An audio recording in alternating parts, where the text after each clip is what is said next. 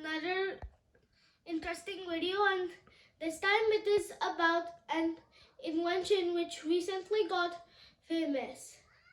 And you know what I'm talking about? It's the Robo Vacuum Cleaner, which is also called the Robo Vac or a Roomba. The Robo Vacuum Cleaner got launched in 2002, but it recently got popular. I see a lot of people buying the Robo Vacuum Cleaner because it saves their time cleaning the house. I like it too. I see a lot of accuracy issues with the Robo Vacuum Cleaner. Like, it doesn't clean the corners of the house. You can still see some dust there.